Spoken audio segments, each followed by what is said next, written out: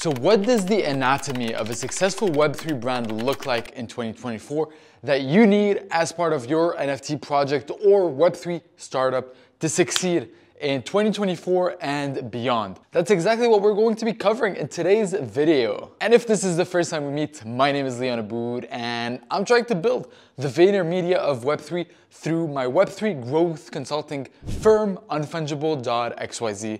In the last 2 years, all during the bear market, I've had the opportunity and the honor of working with a little bit over 80 NFT projects in the whole spectrum, from startups that are still in the ideation phase all the way to established blue chip project that you've probably heard about or hold yourself. Now, for you to understand what constitutes a successful Web3 brand, what I'm going to be showing you is 4 incredibly successful case studies of recent NFT projects that have just recently launched or about to launch. And you're gonna notice that all of these projects have 3 things in similarity that we're going to be talking about right now. These projects are Overworld, Army of Fortune, ZTX, and Seed World. And yes, obviously there are a lot more successful brands that have launched in that same period of time. However, I believe that these 4 have done an incredible job at embedding themselves within Web3 culture and becoming a project with lasting power. Now, 3 similarities that every successful project has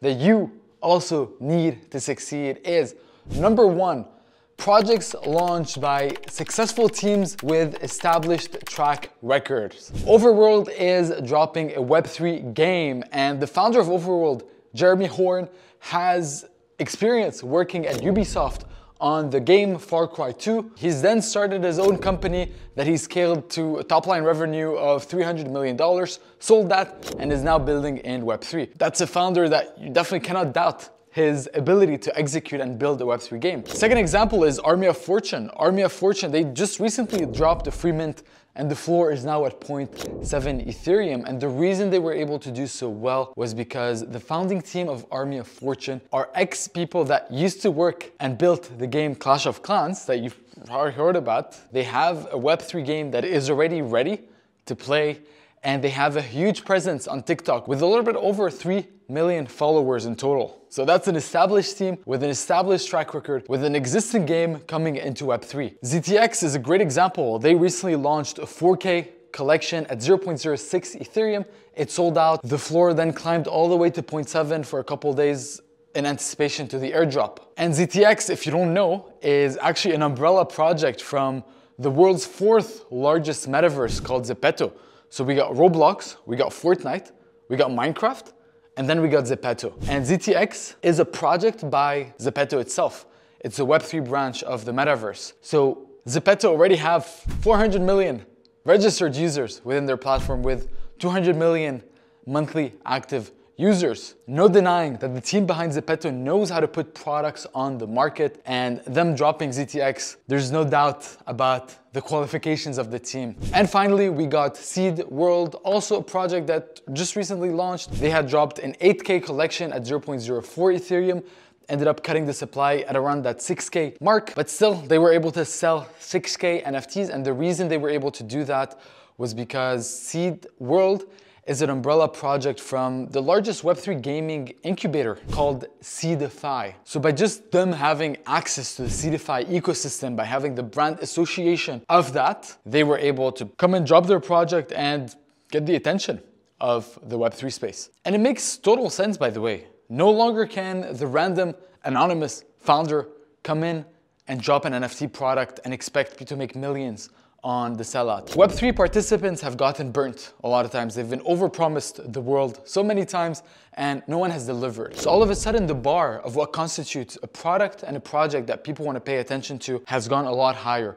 And one of the important metrics of that is having an established team with an established track record. So for you, if you are trying to launch something worthwhile in the Web3 space, something that has the power to have staying power, that could generate and create a business worth millions of dollars, you need to have that. You need to position yourself as an expert, as a thought leader, as someone with the capacity to deliver and build products and services in the Web3 space before you can even come out and launch a product and launch a brand and expect people to just buy into it. So that was the first similarity every project has. The second one that every project has is a token airdrop. That's the interesting thing, something that it's crazy how history repeats itself. All of these 4 projects that I am bringing up today, they all either have a token or they are going to be dropping a token in the foreseeable future. And right now, there seems to be a very bullish sentiment around NFT projects that have a token attached to it. For example, Overworld are going to be rolling out the MNCT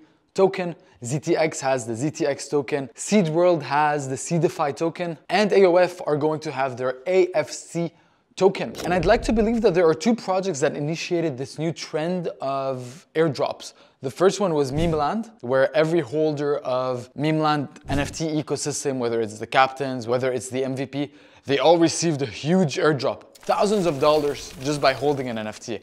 ZTX, same thing. That's why in anticipation for the airdrop, the floor price of the ZTX NFTs went from 0.2 all the way to 0.7 because every NFT holder was about to receive a couple of $1,000s of token airdrop. Now, although this is a similarity that a lot of projects have, here's my word of warning for you. Be careful after you finish watching this video and you're like, okay, I need a token as part of my ecosystem. Something I'll tell you is this is not the first time we see a token meta, a token trend within NFT projects. We saw the exact same thing happen last year, especially within gaming projects. My business partner at Unfungible, Crypto Kermit, is a gaming tokenomics expert. And one thing he used to do a lot last year was talk to a lot of different Web3 founders that had a token. And here's the thing, one of the biggest regrets that most of these founders shared is that they regret having launched a token. Launching a token for them, according to their words, was the beginning of the end of their NFT project. The first reason is deploying a token can sometimes be very expensive, especially if you want to do it well. The people at ZTX are actually great friends of mine, and I was recently having a conversation with Karma, the head of marketing there, and she mentioned how they knew at ZTX that the moment the token drops, there was going to be sell pressure, and someone had to absorb that sell pressure, and they took it up on themselves to absorb those hundreds of thousands, if not millions of dollars of sell pressure that happened on the token.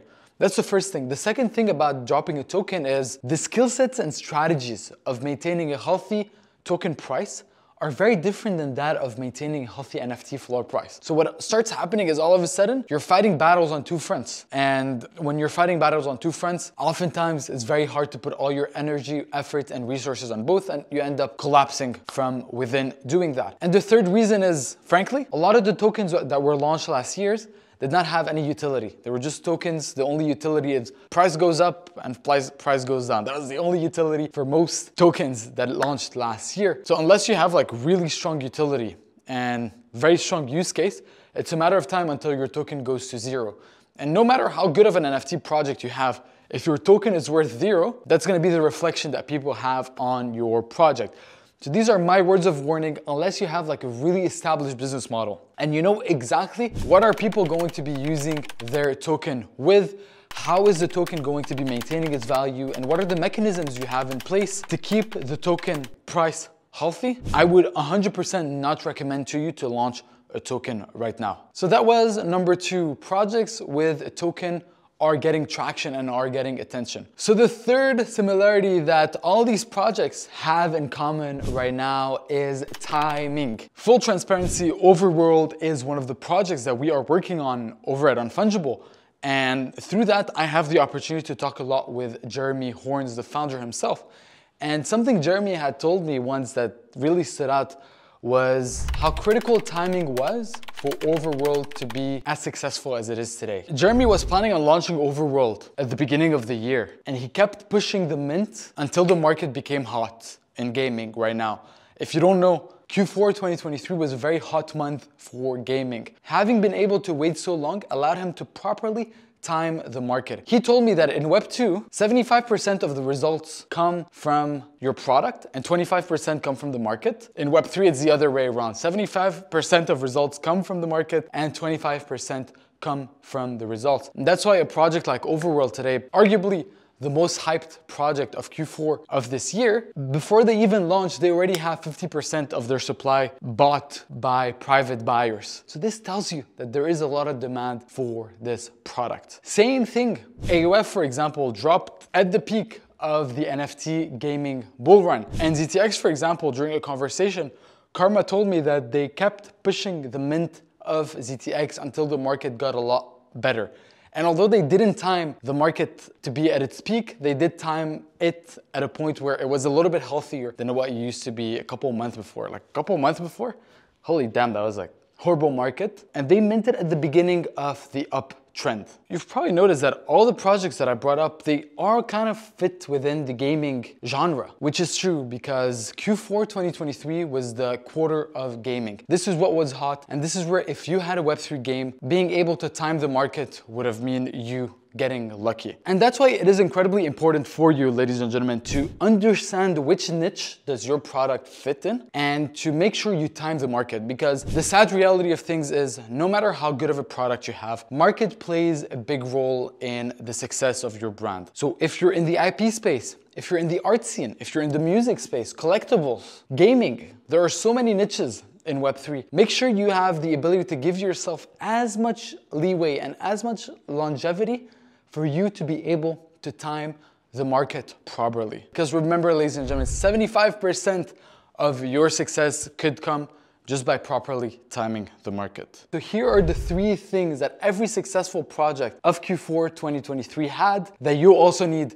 to succeed and build a blue chip established project. Is number 1, established teams with established track records. Number 2, we got a tokenomics system that makes sense for your brand. And number 3, we have proper timing. I hope this video was helpful to you, ladies and gentlemen. Let me know what you thought in the comments below, and I shall be seeing you in the very next video. Cheers.